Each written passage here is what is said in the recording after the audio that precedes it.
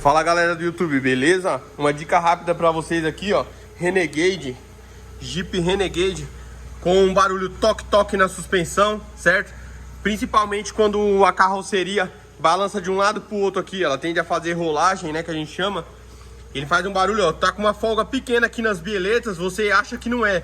Mas aí quando você balança aqui com bastante força aqui, ó, as buchas da barra aqui, ó, já era, estão totalmente desgastadas. Beleza? Ali, ó, a bucha da barra, estabilizador aqui, ó. Certo? Um abraço aí, curte, compartilha e até a próxima. Fui!